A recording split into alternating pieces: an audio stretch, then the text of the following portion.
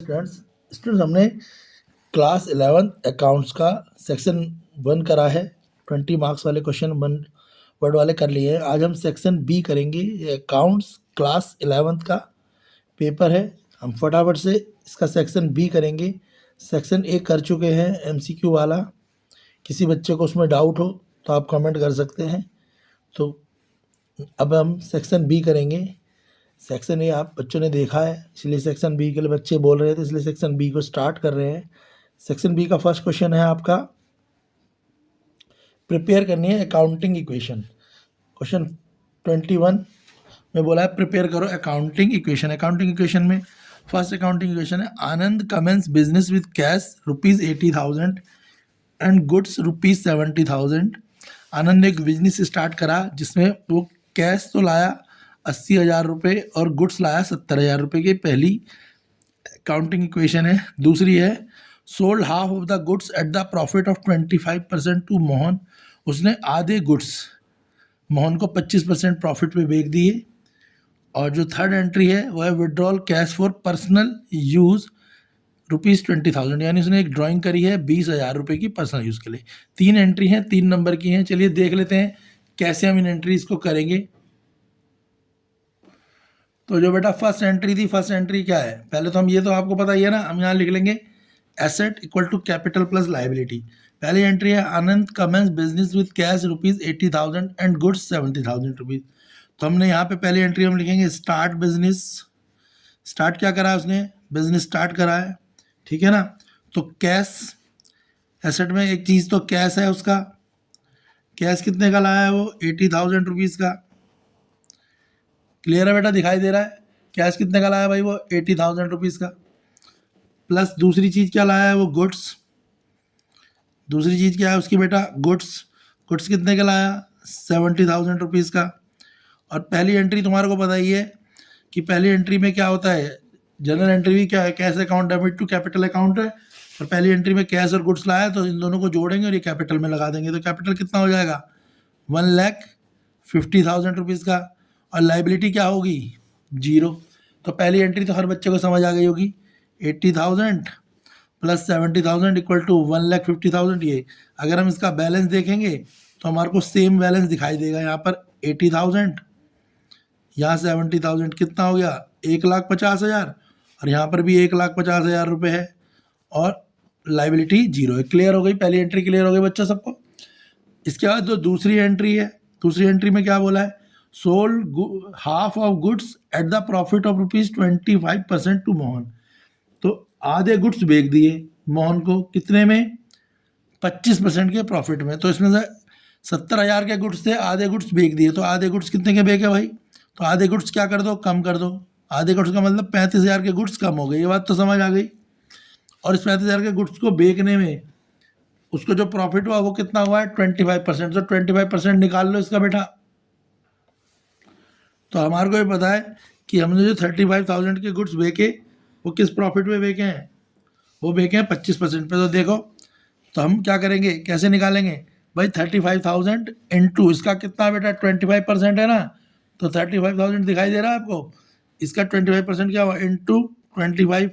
और divide by कितना हो गया, डिवाइड बाई हो गया 100। तो हमें कितने का फ़ायदा आया, हमें 8,750 रुपये का फ़ायदा आया। यानी गुड्स बेचे 35,000 के और उन 35,000 में हमारे को 8,750 का फ़ायदा मिला। यानी प्लस कितने हो कर लो आप, प्लस कितने कर लेंगे बेटा, हम प्लस कर लेंगे, देखो एक बारी, इक्वल टू करो तो 8,750 और इसमें प्लस कितना कर लो, 35,000। यानी 35,000 के गुड्स कितने में बिके, 43,750 रुपये में। देख लिया, तो एंट्री लगा लो। तो हमारे पास जो कैश में पैसा आएगा वो कितना आएगा, 43,000। भाई कैश का जो पैसा आएगा वो कितना आएगा हमारे पास, अगर देखा जाए तो वो हमारे पास आ जाएगा 43,700, ठीक है ना। और ये गुड्स क्या करा है इन्होंने, ये लिखा है ना, sold half of the goods to Mohan 25%। तो जो मोहन को गुड्स बेचे हैं वो कैश में ना बेच के उधार में बेचे हैं, यानी डेटर की एंट्री बना दो यहाँ पे। यहाँ किसकी एक कॉलम किसका खुलेगा, डेटर का। और डेटर के कॉलम में कितने पैसे लिख देंगे, 43,750। ये तो समझ आ गया तुम्हें। और जो फ़ायदा आया 8,750 रुपये का, उसे कहाँ लगा देंगे बेटा, कैपिटल पे लगा देंगे। क्लियर हो गया।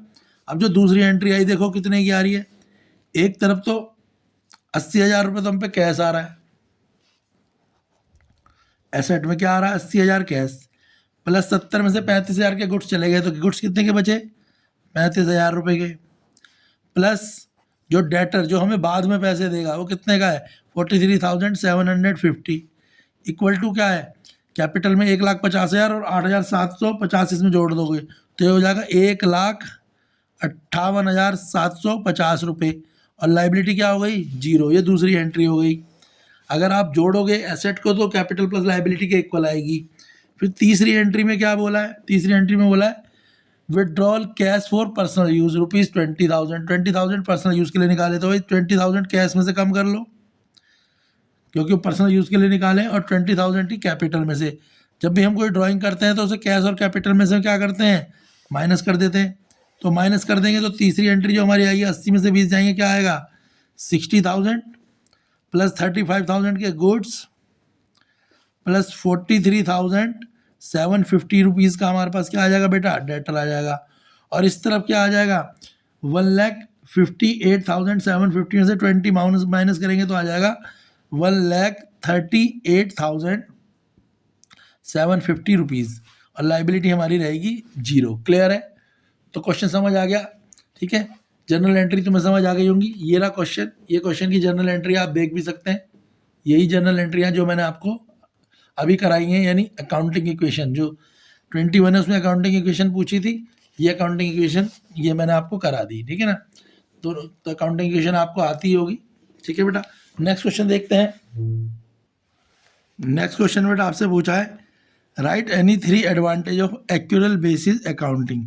तो एक्यूरल बेसिस देखो अकाउंटिंग के 2 बेस होते हैं, एक कैश बेस होता है और एक एक्यूरल बेस होता है। तो बोला एक्यूरल बेस अकाउंटिंग के 3 फायदे बताओ। तो एक्यूरल बेस अकाउंटिंग के बेटा 3 फायदे देख लो क्या क्या है। तो एक्यूरल बेस अकाउंटिंग का पहला फायदा क्या है, it is more scientific. Accrual base accounting क्या होती है, ज़्यादा साइंटिफिक होती है, यानी ज़्यादा अच्छी होती है। सेकंड फायदा क्या है इसका, it show complete picture of financial transaction. Accrual base accounting के द्वारा हमें जो हमारा बिजनेस है उसकी हमारे को कंप्लीट पता लग जाता है, यानी ये कह सकते हो कि जो बैलेंस शीट है उसमें जो चीज़ें दिखाई जाती हैं वो लगभग करेक्ट होती है, और जो फाइनल अकाउंट बनता है ना लास्ट में फाइनल अकाउंट बैलेंस शीट वो उसमें एक्यूरेसी ज़्यादा होती है। Third, it reflect the true financial position. तो एक्यूरल बेसिस अकाउंटिंग के एडवांटेज देखो याद कर लेना। पहला एडवांटेज क्या है, ये ज़्यादा साइंटिफिक है। दूसरा क्या है, ये कंप्लीट पिक्चर दिखाती है फाइनेंशियल ट्रांजेक्शन की। और थर्ड क्या है, ये रिफ्लेक्ट करती है ट्रू फाइनेंशियल पोजीशन। ये क्वेश्चन कई बार आया है पेपर में, तो इस क्वेश्चन को आप बिल्कुल याद कर लेना, समझ लो पेपर में आने वाला क्वेश्चन है, इंपॉर्टेंट क्वेश्चन है, ठीक है। नेक्स्ट क्वेश्चन है 24 क्वेश्चन, बोला है classify the following into the capital expenditure revenue expenditure with, ठीक है। तो इसमें बोला है कि आपको बताना है कौन सा कैपिटल एक्सपेंडिचर है, कौन सा रेवेन्यू एक्सपेंडिचर है। चलिए हम इसे फटाफट से देख लेते हैं कौन सा कैपिटल एक्सपेंडिचर है, कौन सा रेवेन्यू एक्सपेंडिचर है। तो देखो बेटा कैपिटल रेवेन्यू एक्सपेंडिचर वाला 24 में, amount spend on the constructing platform for new machine. नई मशीन के लिए हमें क्या बनाना है, एक प्लेटफॉर्म बनाना है, यानी नई मशीन रखने के लिए एक जगह बनानी है, कंस्ट्रक्शन करनी है, यानी हमने एक स्टैंड बनाना है, चाहे वो सीमेंट का स्टैंड हो या लोहे का स्टैंड हो, क्योंकि हमें एक नई मशीन लाके उस पर रखनी है और उसके लिए हमने खर्चा करा है उसके लिए। तो ये क्या है, ये कैपिटल एक्सपेंडिचर है, क्योंकि हम रोज़ रोज़, तो पहले वाले का आंसर क्या होगा कैपिटल एक्सपेंडिचर, क्योंकि हम रोज़ रोज़ तो मशीन खरीदेंगे भी नहीं और रोज़ रोज़ मशीन के लिए हम कोई स्टैंड भी नहीं बनाएंगे। तो इसका आंसर होगा कैपिटल एक्सपेंडिचर ए का। Purchase of computer for office use, दूसरा हमें ऑफिस के लिए क्या खरीदना है, कंप्यूटर खरीदना है, तो ये क्या है, ये भी एक कैपिटल एक्सपेंडिचर है। कोई हम रोज़ रोज़ थोड़ी कंप्यूटर खरीदते हैं। तो सेकंड वाला भी क्या है कैपिटल एक्सपेंडिचर, फर्स्ट वाला भी क्या है ए भी कैपिटल एक्सपेंडिचर है और बी भी कैपिटल एक्सपेंडिचर है। थर्ड है पेड टेलीफोन बिल। अब टेलीफोन का बिल पे करना, तो देखो टेलीफोन का बिल हम हर महीने पे करते हैं, पर हम मशीन के लिए स्टैंड या कंप्यूटर हर महीने नहीं खरीदते ना, हर 15 दिन में, पर टेलीफोन का बिल जब उसका समय आएगा वो हर महीने आएगा। तो पेड टेलीफोन बिल क्या है, ये एक रेवेन्यू एक्सपेंडिचर है, क्योंकि हम टेलीफोन का यूज़ क्या कर रहे हैं, अपने कस्टमर को कॉल करने में कर रहे होंगे, ठीक है, ताकि हमारा बिजनेस बढ़ सके।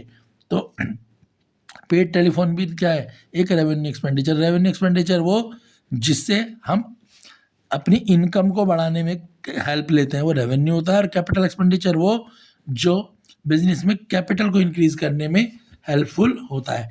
नेक्स्ट है question number 25, explain any 3 limitation of accounting. Accounting की कोई सी 3 लिमिटेशन बताओ। तो बेटा अकाउंटिंग की 3 लिमिटेशन देखो क्या होती हैं। तो देखो 3 लिमिटेशन जो है अकाउंटिंग की क्या है, कैसी क्या है। पहली है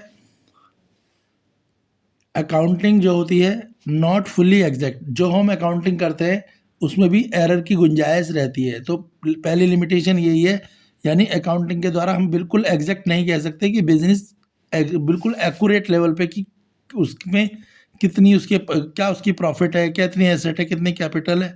तो उसमें थोड़ा सा एरर मार्जिन हो सकता है। दूसरा, इग्नोर्स क्वालिटेटिव एलिमेंट।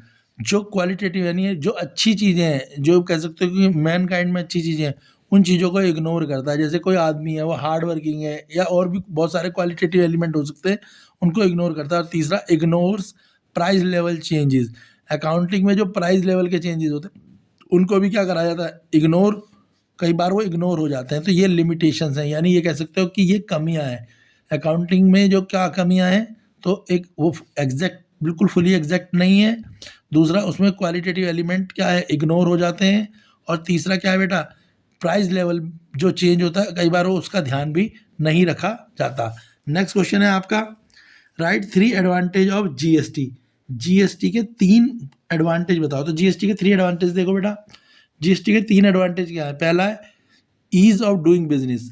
जीएसटी के कारण लोगों को बिजनेस करने में आसानी हो गई है, क्योंकि पहले लोग अलग अलग टैक्स भरने के लिए अलग अलग डिपार्टमेंटों में जाते थे, या यूँ कह सकते हो अलग अलग फॉर्म भरते थे। जैसे उसमें सेल टैक्स भी आता था और भी बहुत सारे टैक्स, कस्टम ड्यूटी वगैरह आते थे। मगर अब ये सब जनरली आधे से ज़्यादातर टैक्सेस एक ही के अंदर इंक्लूड कर दिए हैं। तो जीएसटी का पहला फ़ायदा है ease of doing business, business करना आसान हुआ है।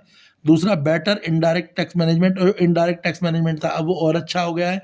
और तीसरा, वन इनडायरेक्ट टैक्स। अब एक ही इनडायरेक्ट टैक्स लगता है। जो टैक्स जो सरकार के द्वारा टैक्स लगता है वो एक ही इनडायरेक्ट टैक्स है। तो क्या है जीएसटी के एडवांटेज, बिजनेस करना आसान हुआ है, इनडायरेक्ट टैक्स मैनेजमेंट अच्छा हुआ है, और वन इनडायरेक्ट टैक्स ही लगता है। नेक्स्ट क्वेश्चन देख लेते हैं। नेक्स्ट क्वेश्चन है क्वेश्चन नंबर 26। बोला है which of the side of trial balance follow the ledger balance will appear.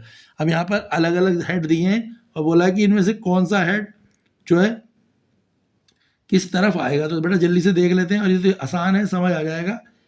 तो देखो इसमें इसके कौन कौन से हेड्स किस साइड आते हैं हम समझ लेंगे फटाफट से। तो ये है बेटा आपका